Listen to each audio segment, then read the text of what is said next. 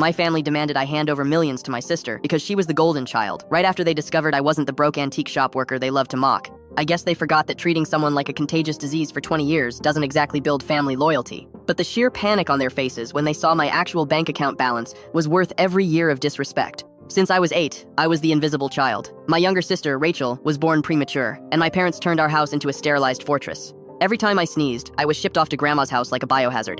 Rachel quickly learned how to weaponize this, faking faintness whenever she wanted attention. I tried to win their approval by scoring a flawless 1,600 on my SATs, but Mom actually shushed me because Rachel was studying for an English test. Rachel ended up getting a C+, and they proudly pinned it to the refrigerator. I stopped fighting for their attention, got a full-ride scholarship, and left for good.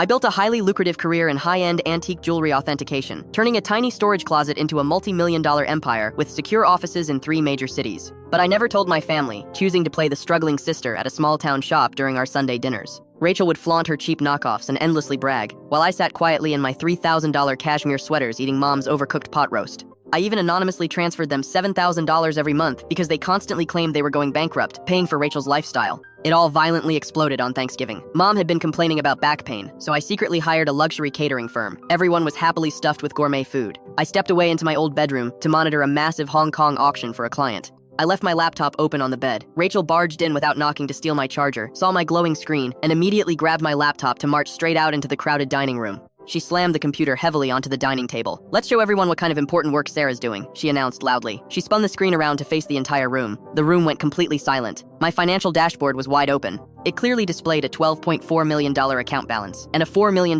quarterly profit report. Rachel's smug smile slowly melted off her face. Her jaw physically dropped, and she literally swayed on her feet. "She's rich," Rachel whispered, her voice violently shaking. Mom started nervously laughing, insisting I just worked at a little shop. I slowly stood up from my chair and carefully smoothed out my expensive cashmere sweater. "Actually, Mom, I own the largest jewelry authentication firm in the Midwest," I said calmly. Uncle Bob dropped his fork onto his plate. Mom's face rapidly turned deep purple, and she knocked her chair backward as she jumped up. "You have millions and you let us struggle?" she screamed. I stared right back into her angry eyes. "Struggle? I am the one anonymously sending you $7,000 every single month." Rachel started hysterically sobbing, demanding a $2 million cut to start her life. Dad angrily yelled that I owed them everything for raising me. I calmly grabbed my Hermes bag and walked straight out the front door. By Monday morning, the true madness began. They showed up at my corporate office demanding massive trust funds and a luxury beach house. They aggressively stood in my lobby, screaming loudly about family loyalty. I casually pulled out my phone right in front of their faces, opened my personal banking app, and permanently canceled their monthly transfer. Mom gasped sharply like I had physically struck her before I had my security guards drag them out. I moved to a gated house, changed my number, and never looked back. Oh, and Rachel, that Cartier bracelet you keep flexing on Instagram is a complete fake.